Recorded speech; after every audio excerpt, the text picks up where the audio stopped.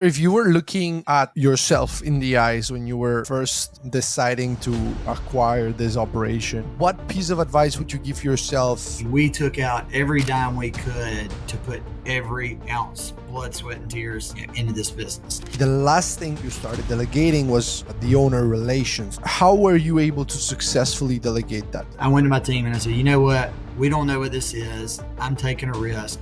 We're going to offer full cancellations, no cancellation fees. We reissued $563,000 in refunds. What do you think has not been solved in this industry from technology or provider perspective? Hello, everyone, and welcome to the Hospitality Edge podcast, where we bring together what we think are two sides of the same coin, real estate and hospitality. And really, this podcast is meant together to bring here leaders, entrepreneurs, operators, investors, leaders in this space so they can tell us about their stories.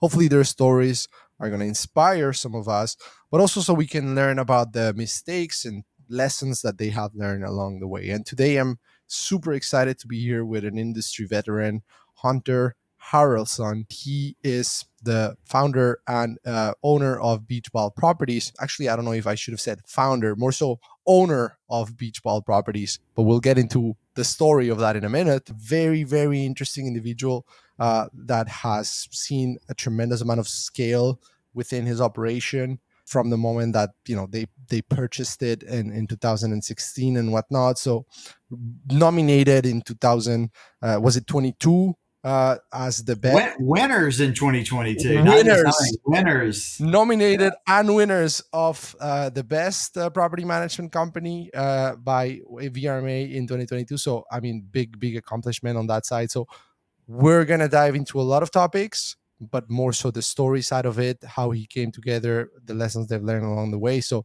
Hunter, thank you so much for taking the time and being on the show today. Where are you based? And briefly, where is the operation at currently at a high level? Yes, so we are based in Orange Beach, Alabama, which, if any of your listeners know, it's kind of the all-encompassing Alabama Gulf Coast, which is Alabama, which is Gulf Shores, Fort Morgan, and Orange Beach. Our office is located right on the Gulf Shores Orange Beach line, so it's very convenient for both sides. We currently manage, I think that the ticker today says 341 properties, give or take. Onboarding said we've got about 10 in the pipeline that are rolling in, and we're soft launching within the next 30 days our Florida venture. So right across, we're literally, I think, 5 miles from the Florida state line. There's a little area called Perdido Key. As you move further on into there, you have Pensacola Beach, Fort Walton. It moves along. I don't know if we want to move over into super competitive 30A, but there is a whole strip of beach right here that's essentially our backyard that we're not utilizing that we want to venture into. Love it, love it. So Hunter, when you guys acquired the operation in 2016, take us back to where you were at that point personally, and Mm-hmm. why in the world do you decide to acquire a vacation rental operation? Sure. So we always kind of, a bunch of the other buddies in the industry talk about there's no PhD, right? There's no master's program for vacation rentals. We all kind of fell into this, backwards one way or another. My background originally starts out in industrial construction. My family owns a large company in Selma, Alabama that does work all over the United States. So I grew up in a family business, understanding cash flows and balance sheets and tough nights where sometimes you have to eat a bologna sandwich because it's just not there. I fortunately met my beautiful wife Ginger while I was working for my dad. She got an opportunity to go to law school at the University of Mississippi, and I took a leap of faith and jumped out of construction and got into finance. Spent some time with Merrill Lynch, and then moved on to Regions Bank as a financial advisor. At the bank, it was, I was helping customers for sure, but it just didn't feel like my passion. I just didn't feel like it was where I needed to be. And we had a family friend working down in Gulf Shores for a vacation rental management company. The owners were absentee. They had moved on to other things. They were traveling around the country selling jewelry and going to folk art sales and festivals and whatnot. So they said, yeah, I think you'd be good at this. So me and my father came in together. We analyzed the business. We saw the potential. bought them for pennies on the dollar. I think they were just ready to just be done with it. Had to make some staffing changes, and then my wife, left the law practice to come down and come help me get this thing started.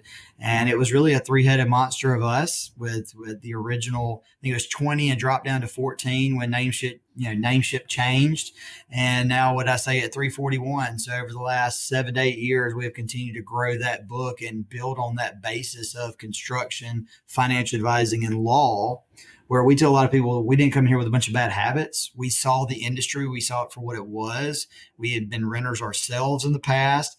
I didn't even realize it until later. My buddy Wes Smith over at Direct was also part of Game Day Rentals, and we had actually rented our house in Oxford 4 different occasions for game day. So I guess we were technically a host before it was cool.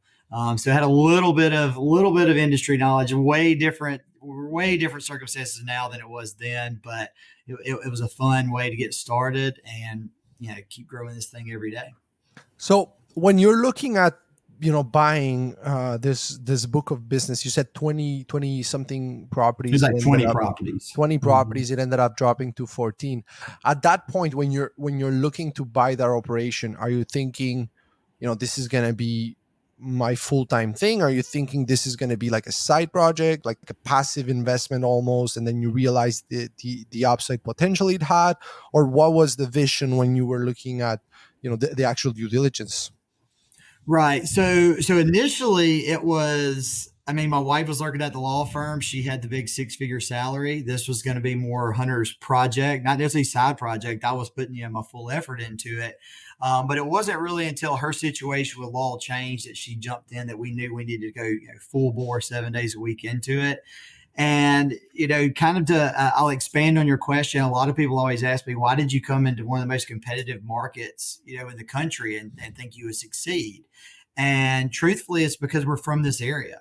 If you know anything about the Alabama Gulf Coast, we are very tight knit. It's there's a lot of strength in who you know, and I have an old saying: it's a hug and a handshake down here.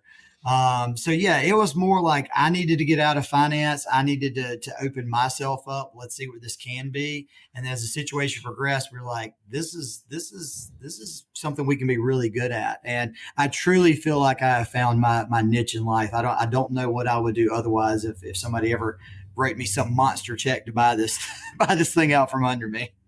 Yeah, no, that's very interesting. Now that you look back, and well, of course, there's a lot for us to cover in terms of how you went from buying that to getting to where you are today. But just narrowing on that a little bit further, do you look back and say, "Oh, we needed that original foundation, as small as it was, compared to what you have today, to really get started?" Or do you look back and think we could have just started it from the ground up? And how much of an impact would you say that original foundation had on the We success you needed went the on to have? foundation.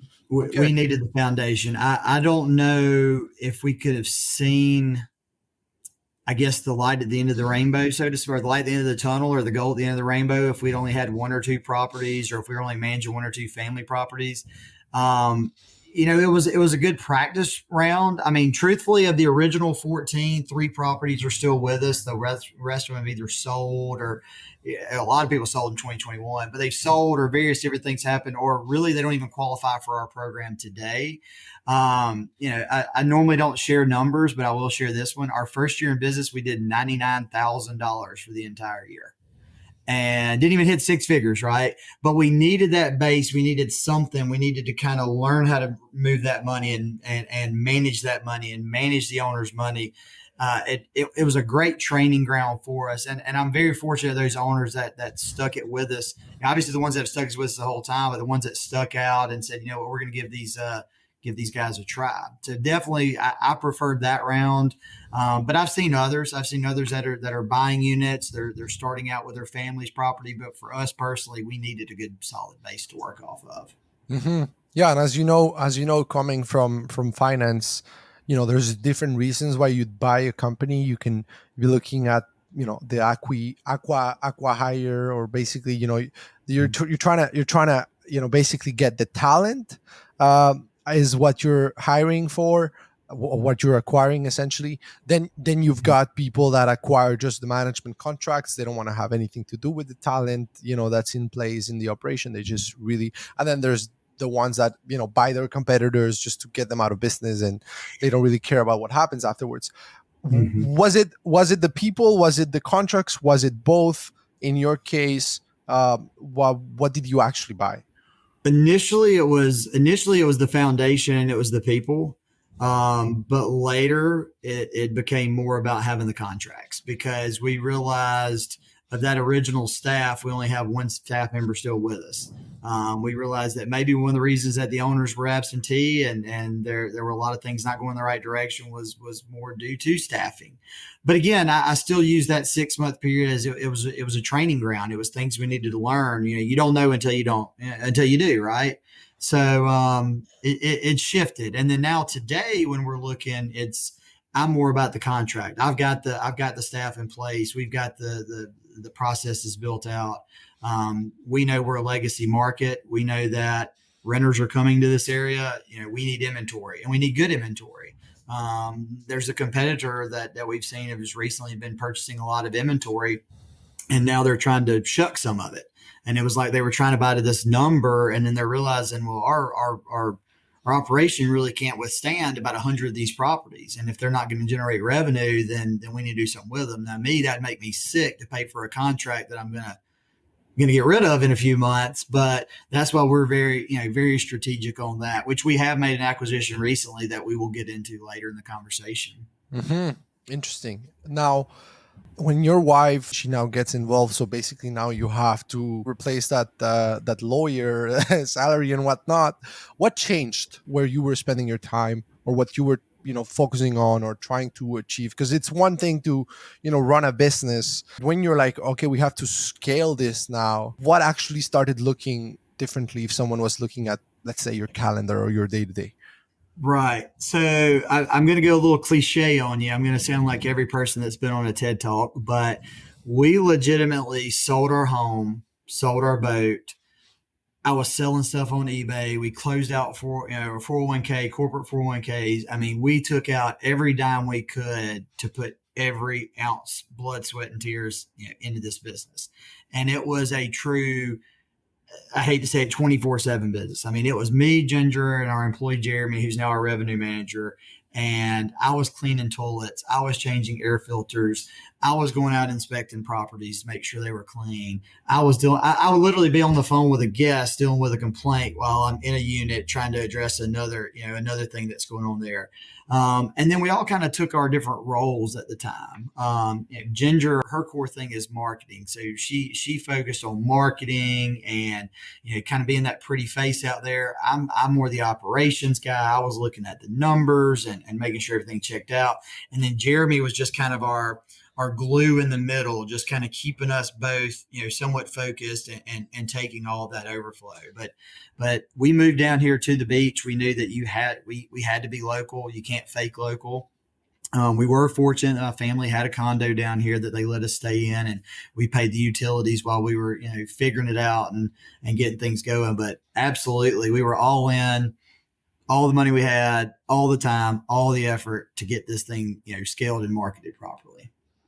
So, do you think there was a before and after, deciding that you actually needed to scale maybe faster because that now there was this financial pressure on having to do so? Because especially when you're first starting and you're running around a lot, it's very easy to get caught in the operation and Mm-hmm. not look above and think strategically and say, okay, we're going in the right direction, or like, this is not the Mm-hmm. best use of my time. Like, it's nice to talk about all of those things when you've got a big portfolio and whatnot, but when you're starting out, how did you start to make that transition towards setting the foundation for something that could actually scale to the level you did? So that's a great question. I remember like it was yesterday. Our original goal was to get to 100 properties. And I can remember talking to one of my mentors, one of my dad's really good buddies, and I had it all mapped out, 100 properties. I mean, if you've ever read the baseline or read, Brooke Fouts' book, 0 to 500, where it talks about, every property is worth about $10,000. I was like, we get to 100 properties at 10,000 a property, we're making $1 million a year. Oh my God, $1 million a year. And a good owner takes about 10 to 15% profit off that. We'll make 150, $200,000 a year. We'll be doing great. So that was the original goal, was like get to 100. And somewhere about 75, it just, the light bulb went off and we were like, we're really good at this. And we went from like 75 to like 135 to like two. It just started rolling. And some of that, Sebastian, was just out of, we were really good at it and we found our niche and we're like, why would we slow this train down? But it's also been the life lessons that we have found, that at every 50 properties, and you can talk to people that have been doing this longer than me, and hopefully people that come behind, at every 50 properties, your process breaks. Everything that you thought worked and everything that you had mapped out, and this is exactly the SOP for this, I can't explain it. It breaks, and then you have to go in and reevaluate and fix it. But we were getting very good at that every winter. Every winter for us, we were fixing those breaks, minimizing, to the point where I can say this year at 325 plus properties, we had our lowest cleaning complaints, lowest cleaning callbacks, lowest refunds amount percentage wise we've ever had in business. So, that was just that light bulb moment again of just like, we're good at this, and we knew we were good at this. And why would you waste that talent and not continue to grow yourself and build? And then as we get into marketing in our discussion, you'll learn a lot about where our marketing efforts, grassroots, got us to where we were. I mean, let's get into that. I mean, when you had the realization of we are good, what specifically did you realize you were exceptionally good at versus the options that were out there as far as, other operations, other management companies? So, and this is probably, again, probably not the answer you're looking for, but for me, it's I'm a top tier salesperson. I used to joke, what was it, Mario Rivera, that was the pitcher for the Yankees, when they would play Inner Sandman and he came to the game, you knew the game was over with. I'm that kind of person. When I talk to an owner or potential owner and I was selling them on the program we built, I knew they were going to sign up. On the flip side, Ginger is exceptional at marketing. I mean, she's a beautiful woman that obviously helps her with the attraction and gets the initial conversation, but she could bring them in, and then I could close the deal. And then as that was happening, we were very fortunate. We hired a just top tier maintenance guy that we didn't even know what we had at the time. And we also had a reservation specialist that is now one of our owner relations managers. And we just kind of had the right people in place behind us that we felt confident that we could sell that. And then behind the scenes, we were like a what they say, the duck's feet underwater are moving the fastest. They look calm. But Ginger and I were backing up and doing all those additional things. But it was the marketing and the sales that we were exceptionally good at, and then making sure we built that back end to support the sales. And that's still what we do today. Our sales department is still one of the best on the island down here as far as getting prospects in and talking to them. I just had to focus a lot of my efforts with my management team on making sure that we can handle all that's coming in. Hmm. And there's this stage, I guess, of growth of any company, but maybe you figure out a way to acquire clients, but the back end is still a little bit messy. Like, you're still figuring things out on the back end. Did you ever go through a phase where you were feeling not necessarily like an imposter, but somewhat an imposter, because you're selling this vision, which is what every entrepreneur does. They're visionary. They see this vision, but the reality is that the back end is somewhat in progress. Did Yeah. you ever feel that, or was that something that you were able to like a stage that you were able to avoid? I mean, honestly, any entrepreneur at our stage should always have imposter syndrome. The old saying.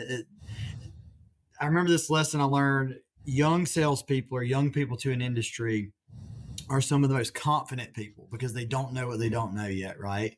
And then when you get more seasoned and you've seen things and you've forgotten more things that those young people have even learned, then you start to realize how much you don't know, and then you start to question things. And probably for me, it was really about the time we won the Verma Award, and all of a sudden all these eyes were on us, and it was like, wait a minute, we've got to live up to this reputation now. Like, we've got to. This isn't just an accolade for owner acquisition. Like, we've actually got to play that part. And were we playing the part? Sure, but it also puts that pressure on you that you almost want to be perfect all the time. So I go through struggles all the time of like, I want to hit perfection, but I also have to be with my team hitting, 99%. I give an example. We had some cleaning concerns back during the summer, and some of the staff were getting, some of the original staff, they were getting worked up. They're like, oh, we're getting these calls. Well, we were having a group meeting, and our cleaning manager explains that we had performed 427 cleans in a single 7-day week. And we had 3 complaints that week. Now, were the 3 people blowing up, freaking out, giving you all kind of trouble? Sure. But that's less than 1%. And I had to explain to the staff that I know those 3 people were bugs in your ears. And I know those 3 people stressed you out, and we had to give money back and we had to do all these things. But what about the other 424 check ins that went off without a hitch? You've got to remember that. And that's what I always had to remind myself is like, yes, we're going to have failures. Yes, we're going to have issues, but we're still clicking at 98, 90, 98, 99%. That's where I kind of get out of that imposter syndrome of like, no, we are good. We are still handling these things. We can't let these handful of people get you down. Hmm.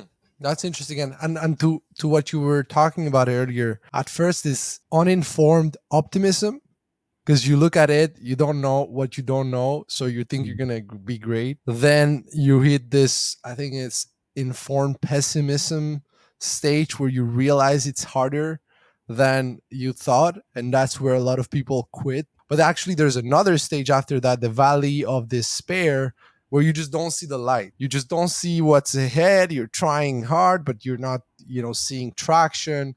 And then you finally have informed optimism that you could get through the hard battles, and it's a cycle. It's not like It you're is. in one or the other. It's each of those stages is going to come back.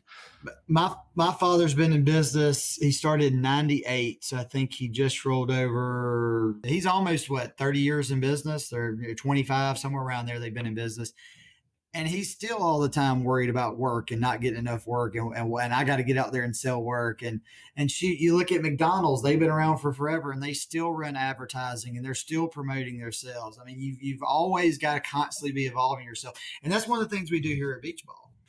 My staff, most beach communities, or you can even look at this in winter markets, right? It used to be Labor Day weekend, last one out, turn the lights off, and then nobody was at the beach until spring break came around. Maybe you had your snowbirds come in. Now we kind of have a flat calendar. You have your obviously your peak of the summer, but it never really drops off. But as it's dropping off and it does get slower, they call it my winter projects around here. I'm always bringing a winter project. I'm always trying to, up the procedures, or if it's a mild renovation we need to make to the office to make things better. I'm always pushing, so I never let people get into that lull. And that's just all by design, because I don't want everybody just sitting around, oh, we had a great year, we did 99% in cleaning, this is cool, let's just mail it in for next year. No, we're going to do this, we're going to do this, we're going to make this better, we're going to improve this process, we're going to do that. It's constantly, and some people get off the train. Not everybody can deal with that, but the ones that do, they're reaping the benefits of working for one of the best companies down here, some of the best bosses. And we call ourselves beach ballers or lifers around here. That people want, they want to see the success. They want to see beach ball do better. They want to see the island as a whole do better. And that's what we continue to build in that culture here. That's amazing. Now, going back to, you said, every 50 properties something breaks. So what broke first for you? Oh goodness, I'm trying to think, what was that? Well, the first break was realizing that me, Ginger, and Jeremy couldn't do it all on our own. that we had to bring help in. It really was at about 100 properties when we needed a full time maintenance person, because we realized at that point in time you couldn't just call one or two handymen if they weren't available. You had to have that.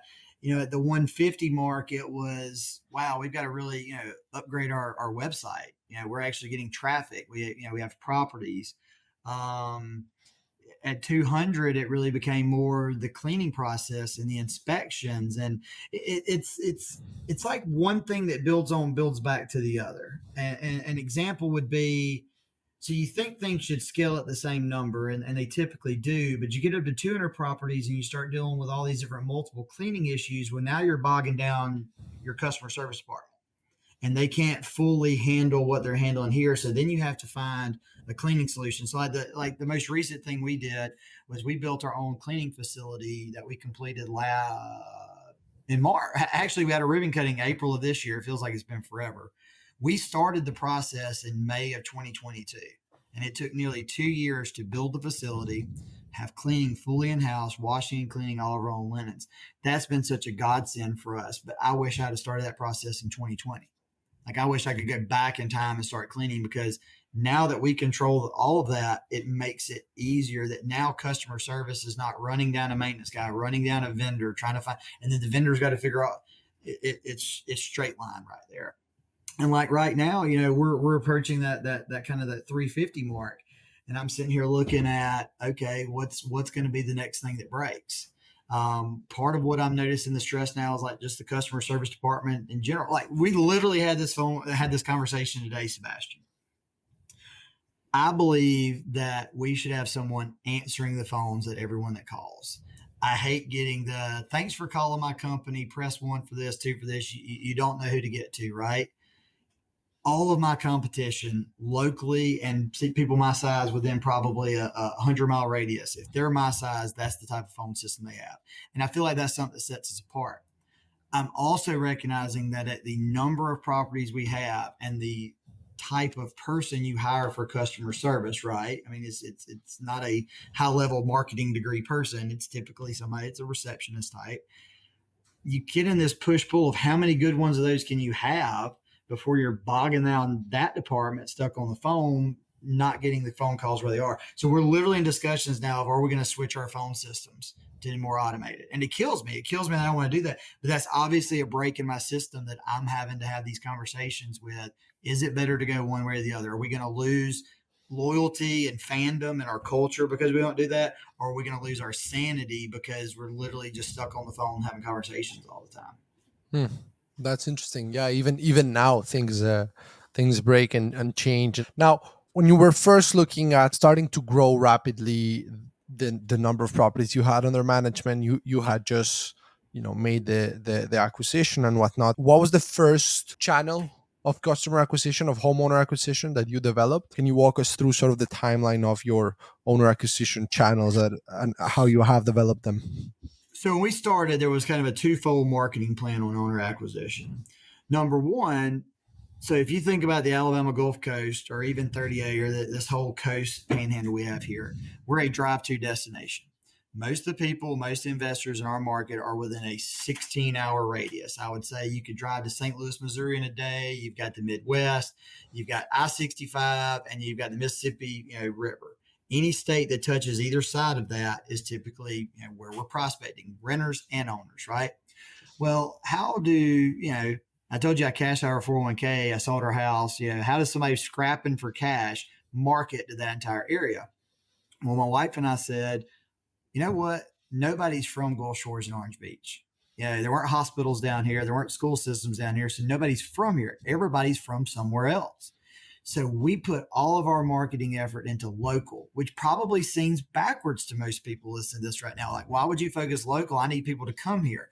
Well, our goal was everyone local needs to know Hunter and Ginger and Beach Ball and what we stand for. Because one day they're going to have a friend that's buying a condo. They're going to have a friend that's looking to rent a condo. So we work that, and then we work the social media channels.